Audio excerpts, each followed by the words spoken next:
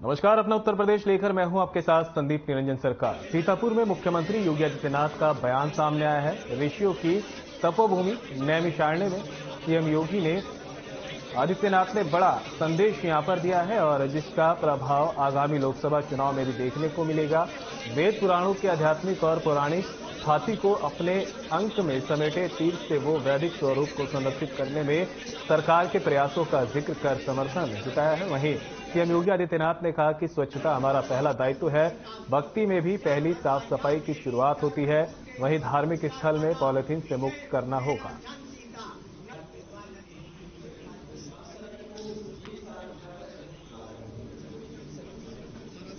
सीतापुर से खबर आपको बता रहे हैं, जहां पर सीएम योगी आदित्यनाथ का बयान सामने आया है। नैमिषारण्य का विकास करना चाहते हैं, साथ ही कहा कि स्वच्छता हमारा पहला दायित्व है और बयान सीएम योगी ने दिया है।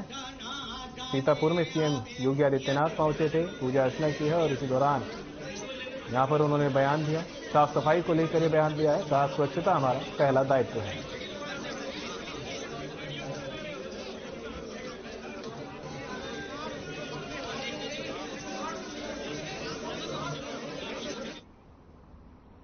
बसपा लखनऊ में बसपा सुप्रीमो मायावती ने काशीराम के 17वें परिनिर्वाण दिवस को लेकर बैठक की है। बैठक में परिनिर्वाण दिवस के संबंध में रूपरेखा तैयार की गई। बता दें कि लखनऊ मंडल और पूर्वांचल के मंडल पदाधिकारी मंडल मुख्यालय पर परिनिर्वाण दिवस मनाएंगे। परिनिर्वाण दिवस कार्यक्रम के दौरान सेक्टर में चल रहे कार्यक्रम स्थगित कर दिए जाएंगे। बैठक में मायावती ने पार्टी को लोकसभा चुनाव में एकजुट होकर काम करने के निर्देश दिए, साथ ही महिला आरक्षण के संबंध में चर्चा की।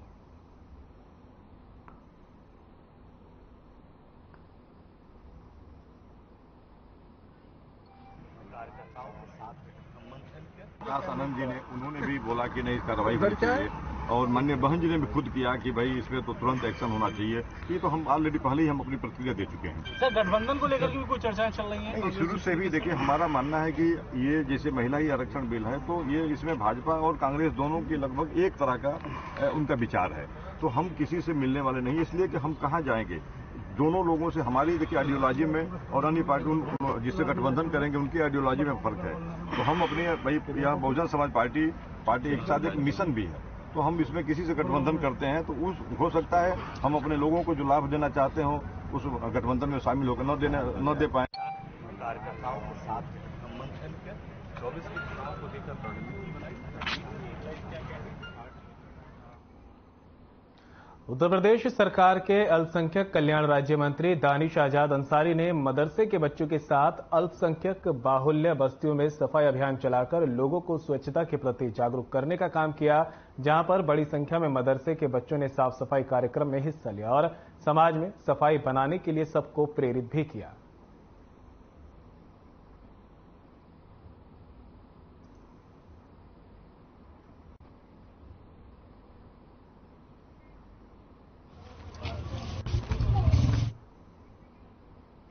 पीएम मोदी के मिशन स्वच्छ भारत का आगाज हो चुका है और इसी कड़ी में देश में स्वच्छता के लिए श्रमदान कार्यक्रम चल रहा है। बात करें लखनऊ की तो यहां स्वच्छता अभियान में लखनऊ मेयर सुषमा खरकवाल शामिल हुई और बताते चले कि यहां 10-90 चौराहे पर स्वच्छता जागरूकता अभियान चलाया जा रहा है। वहीं अभियान में मंत्री समेत तमाम नेता मौजूद रहे।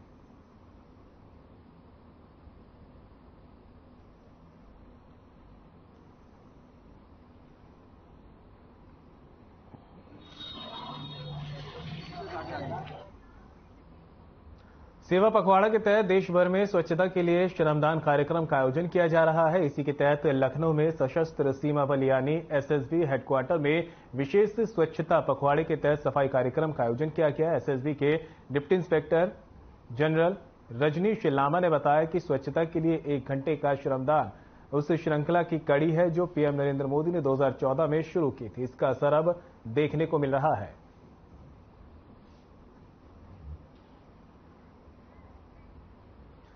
तो लखनऊ से खबर बता रहे हैं, जहां पर देश भर में जो स्वच्छता सफाई का अभियान चलाया जा रहा है उसी कड़ी में अब एसएसबी हेडक्वार्टर लखनऊ में भी कार्यक्रम का आयोजन किया गया और सफाई यहां पर की गई है। स्वच्छता के लिए श्रमदान किया गया है। बताया गया कि जिस तरह से पीएम मोदी ने स्वच्छता को लेकर एक अभियान छेड़ा था उसी कड़ी में अब एसएसबी हेडक्वार्टर में भी कार्यक्रम का आयोजन कर श्रमदान यहां पर किया गया है और साफ सफाई यहां अधिकारियों और कर्मचारियों द्वारा की गई है।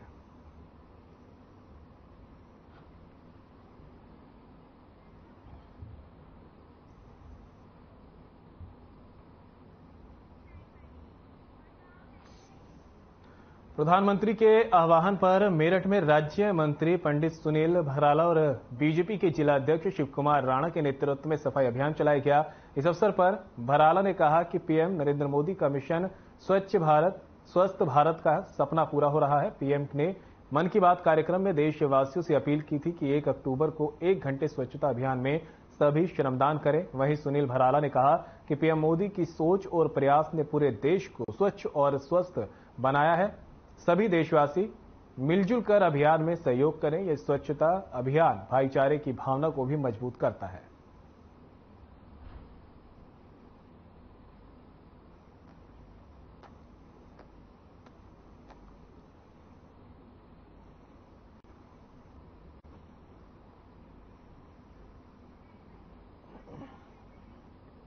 वहीं अमरोहा में एक युवक का शव नाले से बरामद हुआ है, जिससे इलाके में हड़कंप मच गया। सूचना पर पहुंची पुलिस ने घटनास्थल का जायजा लिया। अभी तक शव की शिनाख्त नहीं हो पाई है। फिलहाल पुलिस शव की शिनाख्त में जुट गई है।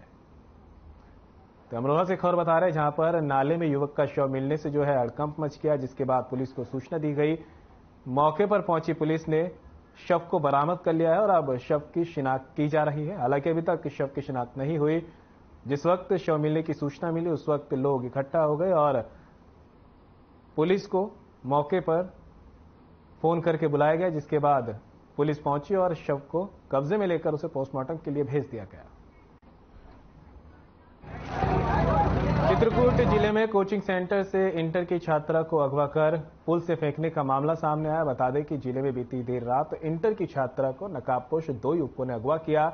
रास्ते में उसे मारते पीटते हुए मंदाकिनी पुल लेकर गए और वहां से नीचे फेंक दिया। वहीं मामले की जानकारी एसपी वृंदा शुक्ला को मिली। उन्होंने कहा कि घटना को संज्ञान में लेकर तुरंत कार्रवाई की गई। घटनास्थल से लेकर पुल तक रास्ते में जितने भी सीसीटीवी लगे उनको खंगाला गया। एसपी ने खुद पैदल भ्रमण कर सीसीटीवी फुटेज को चेक किया। सीसीटीवी में पीड़ित छात्रा अकेले खुद पैदल जाते दिखी है, जिसके आधार पर कहा जा रहा है कि छात्र ने आत्महत्या करने की कोशिश की। परिजनों ने खुदकुशी की बात से हालांकि इनकार कर दिया है। तो वहीं घटना के सभी पहलुओं को अब बारीकी से जांचा जा रहा है।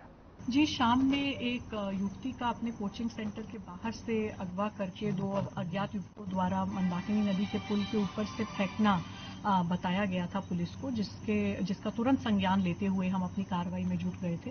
सबसे पहले जो युवती हैं उनको प्राथमिक उपचार हेतु डिस्ट्रिक्ट हॉस्पिटल पहुंचाया गया, जहां उनकी हालत स्टेबल बताई गई, पर अच्छे से अच्छे उपचार के लिए उनको KGMU ट्रॉमा सेंटर लखनऊ के लिए रेफर कर दिया गया। जी, शाम में एक युवती वन्य प्राणी सप्ताह के अंतर्गत कानपुर चिड़ियाघर में जागरूकता अभियान चलाया गया। 1 अक्टूबर से 7 अक्टूबर तक चलने वाले इस कार्यक्रम में लगभग 40 स्कूलों के बच्चों ने भाग लिया है। इस दौरान स्कूली छात्राओं ने चिड़ियाघर के अंदर मनमोहक रंगोली बनाई और वन्य जानवरों का भेष धारण किए छोटे बच्चे सबको अपनी तरफ आकर्षित कर रहे थे। वहीं क्षेत्रीय वन अधिकारी नावेद इकराम ने बताया कि 7 अक्टूबर तक चिड़ियाघर में कई कार्यक्रम चलाए जाएंगे, जिसमें शहर के स्कूलों के बच्चे भाग लेंगे।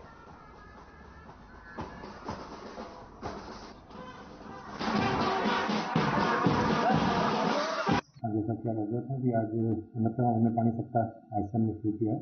इस 7 अक्टूबर हर साल हम लोग मनाते हैं और कानपुर नगर के आसपास के क्षेत्रों में लगभग 40 स्कूलों की हैं प्राप्त होंगे और इन 7 दिनों में हम विभिन्न प्रतियोगिताएँ कराएंगे, जैसे कि नगर प्रतियोगिता है, प्रतिभा प्रतियोगिता है, क्विज है, वाइल्ड लाइफ क्विज होगी और इसी प्रकार रंगोली विभिन्न प्रतियोगिताओं का आयोजन हम लोग करेंगे अलग अलग जगह, जिसमें हम सबसे स्कूल से और ज़्यादा अधिक करें, ज़्यादा प्रतिभा करें। कानपुर में अवैध अतिक्रमणकारियों पर प्रशासन का बुलडोजर चला है। यहां नगर निगम ने अवैध कब्जे खाली कराए, साथ ही फुटपाथ पर अवैध कब्जों को गिराकर फुटपाथ खाली कराया गया। पूरा मामला नगर निगम जोन 5 के गुजैनी टेम्पो स्टैंड इलाके का बताया जा रहा है। कानपुर से आपको तस्वीरें दिखा रहे हैं, जहां पर नगर निगम ने अतिक्रमण पर कार्रवाई करते हुए अवैध कब्जे को ध्वस्त किया है। अवैध अतिक्रमण पर यहां पर बुलडोजर चलाया गया है, साथ ही फुटपाथ को भी खाली कराया गया। निगम ने बड़ी कार्रवाई करते हुए अवैध कब्जे को मौके से हटाया।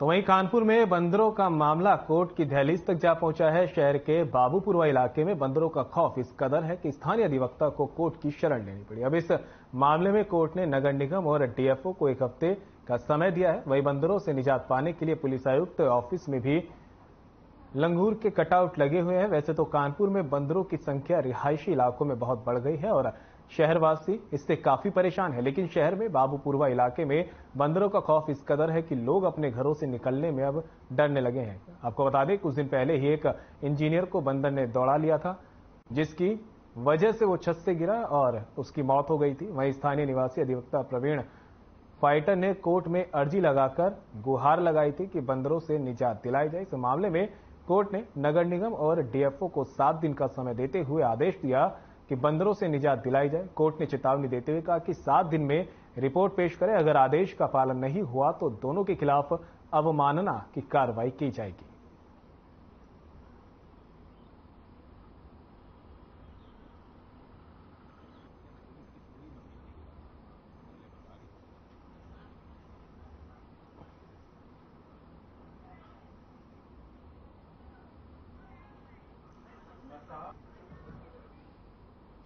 देश और प्रदेश को साफ, स्वच्छ और कचरा मुक्त बनाने के लिए प्रधानमंत्री नरेंद्र मोदी और यूपी के मुख्यमंत्री योगी आदित्यनाथ काफी प्रयत्नशील हैं। सरकार की इस मुहिम को आगे बढ़ाते हुए कानपुर नगर निगम द्वारा 15 सितंबर से वृहद सफाई अभियान चलाया जा रहा है। ये अभियान गांधी जयंती के अवसर पर समाप्त होगा। वहीं स्वच्छता अभियान के इस कार्यक्रम में रविवार को औद्योगिक मंत्री नंद गोपाल नंदी ने शिरकत की। कल्याणपुर विकासखंड की ग्राम पंचायत कटरी शंकरपुर सराय में इसका आयोजन किया गया। नगर निगम द्वारा ग्रामीण क्षेत्र की जनता को स्वच्छता के प्रति जागरूक किया गया। आयोजित 1 घंटे का स्वच्छता के लिए श्रमदान की मंशा है कि शहर, प्रदेश, पूरा देश स्वच्छ हो। उनके कहने के अनुरूप वैसे हम लोग आज हमारा पूरा कानपुर रोड पर है। हमारा 1 से 10 वार्ड है, उसमें सारे पार्षद अपने यहाँ लगे हुए। 1 घंटा का श्रमदान है। देखिए, अब श्रमदान करना बहुत जरूरी है। अब मैं तो बता रही हूँ कि मैं तो अब अपना काम अब चलाऊंगी। 2-3 महीने तो मैं अपना इधर उधर घूम रही थी, लेकिन अब मेरा काम चालू होगा अक्टूबर। देश में जब माँ जी का दिन मनाया जाता था तो की पहनाई जाती थी और बूथ स्तर से लेकर जिले स्तर से मंत्री, नेता सब लोग पैसे और पहुंचाते थे। राष्ट्रीय अध्यक्ष समाजवादी पार्टी या अखिलेश यादव का जब जन्मदिन मनाया जाता था तो सैकई में नाच गाना, रुपया पैसा की बर्बादी होती थी।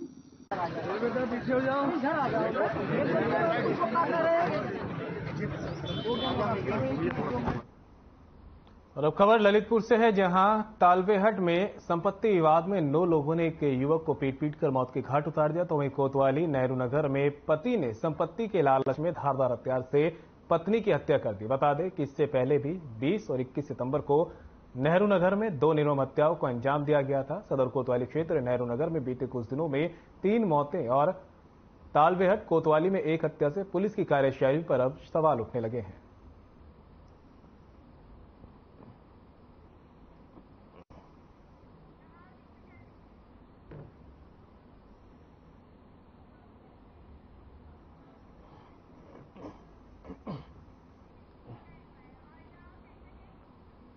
और अब खबर कन्नौज से है, जहां ठगी का शिकार लड़की न्याय के लिए अधिकारियों की चौखट पर दर दर भटकने को मजबूर है। शादी का झांसा देकर एक युवक 20,000 रुपए और सोने का सामान लेकर फरार हो गया। पीड़ित लड़की ने 27 सितंबर को पुलिस से शिकायत की थी, जिसके बाद कोई कार्रवाई नहीं हुई। वहीं पीड़ित लड़की ने पुलिस पर कार्रवाई न करने का आरोप लगाया। बता दें कि ठटिया थाना क्षेत्र का ये पूरा मामला है।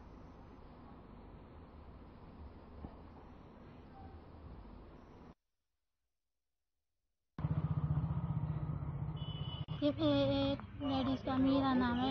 हम जब मटर माला रुपया मांगने गए तब उनने हमें देना कि अभी मेरे पास है। मटर माला क्यों दे दिया था तुमने उनको? ब्याह के बारे में कि हम भी वो आलो मटर माला हम तुम्हारे चढ़वाए कि 20,000 रुपया दे और तारीख कहीं हम एप्लीकेशन थाने में देंगे, थाने ने सुनाई नहीं करी। 20,000 रुपये गायब हो गए, मटरवाला भी गायब हो गया है और वो मटरवाला बेटी ने किसी को दे दिया है। मीरा नाम की लड़की औरत है, उनको दिया है और वो जब रुपये पैसे दिए हैं और उसको ढूंढते हैं तो मीरा ने, जब उन्होंने नाम रखा है मीरा है, अब मीरा नाम की लड़की है, उससे साबुत गवाह कराया गया तो उसने बिटिया को मारा है और चीज भी नहीं दी।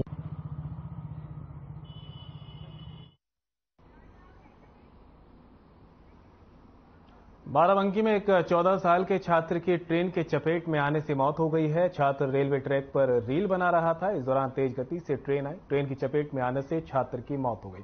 बता दें कि छात्र की मौत से पहले का 30 सेकंड का वीडियो सोशल मीडिया पर तेजी से वायरल हो रहा है।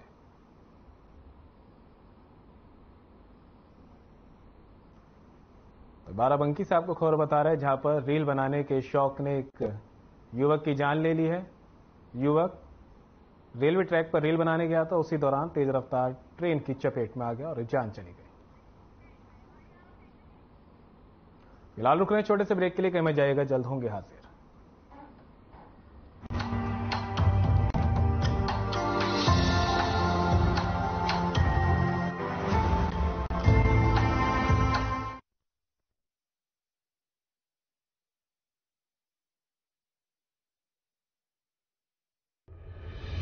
शिक्षा में ऐसी ताकत होती है जिससे पूरी दुनिया को बदला जा सकता है। माननीय प्रधानमंत्री श्री नरेंद्र मोदी जी के मार्गदर्शन में जून 2018 में माननीय मुख्यमंत्री योगी आदित्यनाथ जी के नेतृत्व में उत्तर प्रदेश में ऑपरेशन कायाकल्प की शुरुआत की गई। ऑपरेशन कायाकल्प हेतु बजट में 1,000 करोड़ रुपए का प्रावधान, 1,64,000 से अधिक शिक्षकों की नियुक्ति, अंतर विभागीय कन्वर्जेंस के माध्यम से 11,000 करोड़ रुपए की राशि से परिषदीय विद्यालयों के इंफ्रास्ट्रक्चर को मजबूती। ऑपरेशन कायाकल्प शिक्षा के क्षेत्र में किए जा रहे एक ऐतिहासिक बदलाव का प्रतीक है। कायाकल्प के बाद इन विद्यालयों में विद्यार्थियों की संख्या 1.34 करोड़ से बढ़कर 1.91 करोड़ से अधिक ऑपरेशन कायाकल्प की सफलता को दर्शाती है। उत्तर प्रदेश निपुण प्रदेश। माननीय मुख्यमंत्री श्री योगी आदित्यनाथ ने हमेशा से प्रदेश के किसानों को सर्वोपरि रखा है। राज्य के 65 लाख गन्ना उत्पादक किसानों को डबल इंजन सरकार ने अब तक 2,16,000 करोड़ रुपए के गन्ना मूल्य का भुगतान कर एक कीर्तिमान स्थापित किया है। आज उत्तर प्रदेश के 45 जिलों के लगभग 70 लाख हेक्टेयर क्षेत्र में गन्ना उगाया जा रहा है और इसका रकबा तेजी से बढ़ रहा है। मुख्यमंत्री श्री योगी आदित्यनाथ जी के प्रयासों से पेराई सत्रों क्रमशः 2016-17 से लेकर 2021-22 तक जो भी गन्ना मूल्य देय था उसका पूर्ण भुगतान कर दिया गया है, जबकि वर्ष 2022-23 पेराई सत्र का भी अब तक 87% गन्ना मूल्य का भुगतान किया जा चुका है। माननीय मुख्यमंत्री जी के प्रयास से सभी किसान अब शुगर केन इंफॉर्मेशन सिस्टम प्रणाली से जुड़े हुए हैं। इन सबका एक मोबाइल प्लेटफॉर्म बनाया गया। किसानों को मोबाइल पर ही पर्ची मिलने लगी। माननीय मुख्यमंत्री जी की प्रेरणा से कोरोना काल में भी प्रदेश की चीनी मिलें चलती रहीं और किसानों को 5,954 करोड़ मूल्य का गन्ना भुगतान हुआ। पूरा हुआ गन्ना भुगतान, खुशहाल हुआ किसान।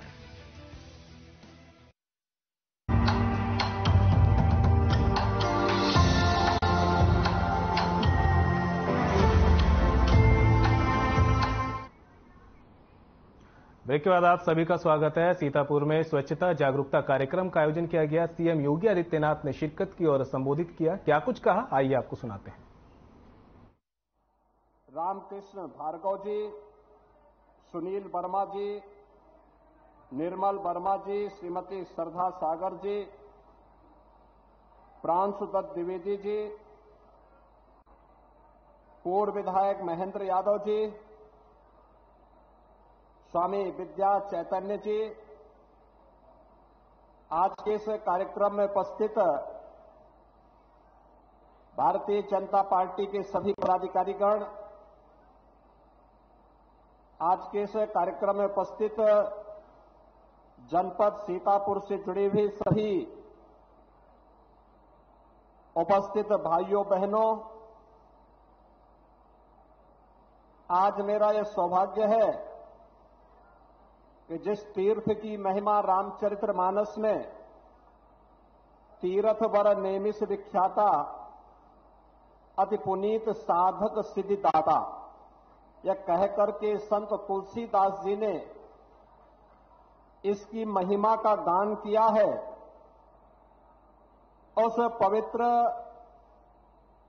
पौराणिक तीर्थ नैमिषारण्य में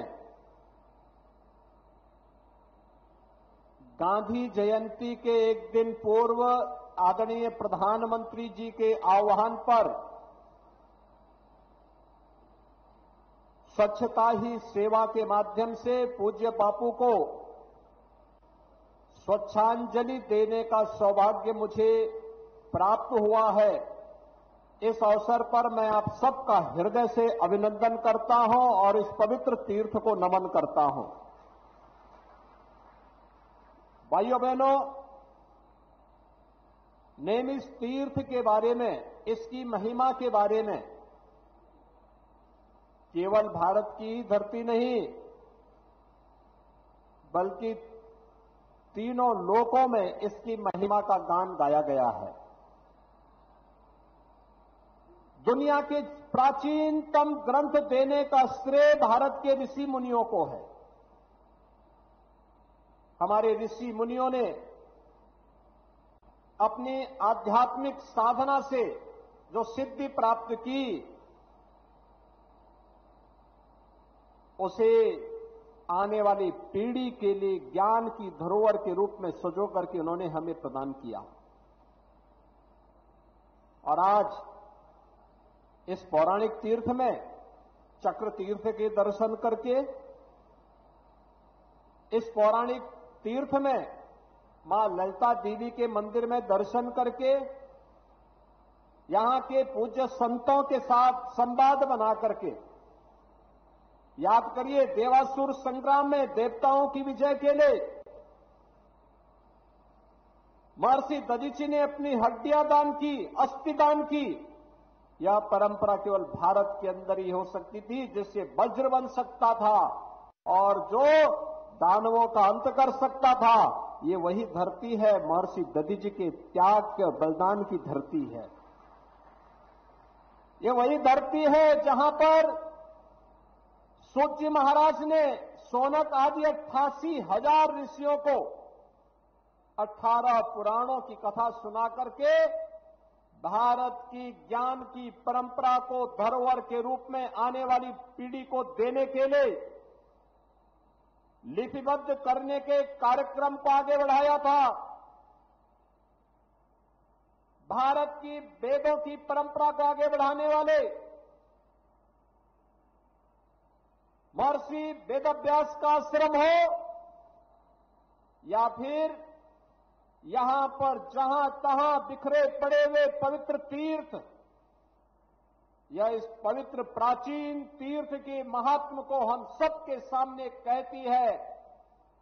लेकिन उपेक्षा के कारण यहां का जो विकास होना चाहिए था वह अधूरा पड़ गया था या प्रारंभ ही नहीं हुआ।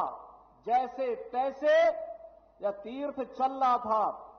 लेकिन भाइयों बहनों, आप सबने आशीर्वाद दिया, हमारे माननीय सांसद विधायकों ने प्रयास किया।